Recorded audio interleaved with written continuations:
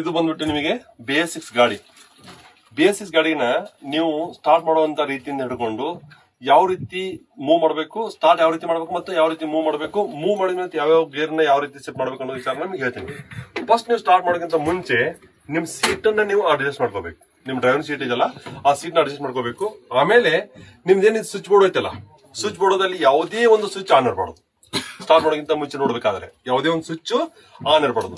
ಆಮೇಲೆ ಫಸ್ಟ್ ನೀವು ಐಸೋಲೇಟರ್ ಸ್ವಿಚ್ ಅಂತ ಹೇಳ್ತೀವಿ, ಬ್ಯಾಟ್ರಿ ಕಟ್ಅಪ್, ಬ್ಯಾಟ್ರಿ ಮೇನ್ ಸ್ವಿಚ್ ಅಂತ ಇರಲ್ಲ, ಆ ಸ್ವಿಚ್ ನ ನೀವು ಆನ್ ಮಾಡ್ಕೋಬೇಕು. ಆನ್ ಮಾಡ್ಕೊಂಡಿದ್ದಾದ್ಮೇಲೆ ಫಸ್ಟ್ ನೀವೆಲ್ಲ ಏನಾಗತ್ತೆ, ಈಗ ನಿಮ್ಮ ಇಗ್ನಿಷನ್ ಕೀ ಬಂದು ಜೋರದಾಗಿರ್ತೈತಿ, 1 ಪಾಯಿಂಟ್ ತಿರುಗಿಸ್ತೀರಿ. ಇವಾಗ ನಿಮಗೆ ಸ್ಟೇರಿಂಗ್ ಲಾಕ್ ಎಲ್ಲ ಓಪನ್ ಆಗತ್ತೆ. ಆಮೇಲೆ 2 ಪಾಯಿಂಟ್ ತಿರುಗಿಸ್ತೀರಲ್ಲ, ಅವಾಗ ಇದು ಟೆಲ್ಟೆಲ್ಸ್ ಎಲ್ಲ ಆನ್ ಆಗಿ, ಯಾವಾಗ ಟೆಲ್ಟೆಲ್ಸ್ ಎಲ್ಲ ಆಫ್ ಆಗ್ತಾವಲ್ಲ ಅವಾಗ ನೀವು ಇಂಜನ್ ಅನ್ನ ಸ್ಟಾರ್ಟ್ ಮಾಡ್ಬೇಕು. ಅಂದ್ರೆ ಇಂಜನ್ ಅನ್ನ ಕ್ರ್ಯಾಂಕ್ ಮಾಡ್ಬೇಕು.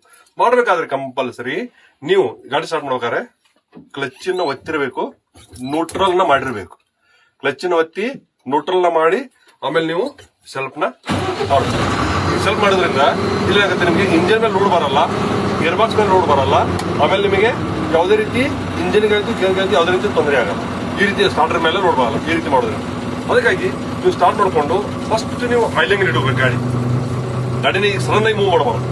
ಐಲಿಂಗ್ ಇಟ್ಕೊಂಡು ಒಂದು ಮಿನಿಮಮ್ ಟೆಂಪರೇಚರ್ ಬೇಕು. ಆ ಟೆಂಪರೇಚರ್ ಬರೋವರೆಗೆ ವೇಟ್ ಮಾಡ್ಕೊಂಡು, ಮಿನಿಮಮ್ ನಿಮಗೆ ಏರ್ ಪ್ರೆಷರ್ ಬೇಕು, ಆ ಏರ್ ಪ್ರೆಷರ್ ಬರೋ ತನಕ ವೇಟ್ ಮಾಡ್ಕೊಂಡು ಆಮೇಲೆ ನೀವೇನ್ ಮಾಡಬೇಕು, ಮೂವ್ ಮಾಡಬೇಕು. ಮೂವ್ ಮಾಡ್ಬೇಕಂದ್ರೆ ಕಂಪಲ್ಸರಿ ಫಸ್ಟ್ ಗೇರ್ ಇಂದಾನೆ ಮೂವ್ ಆಗಬೇಕು. ಅದು ವಿತೌಟ್ ಎಕ್ಸ್ಟ್ರೋಟರ್ ಮೂವ್ ಆಗಬೇಕು. ಅಂದ್ರೆ ಈಗ ಹಾಕ್ತೀರಿ ಫಸ್ಟ್ ಗೇರ್ ಹಾಕ್ತೀರಿ, ವಿತೌಟ್ ಎಕ್ಸ್ಟ್ರೋಟರ್ ಮೂವ್ ಮಾಡ್ತೀರಿ.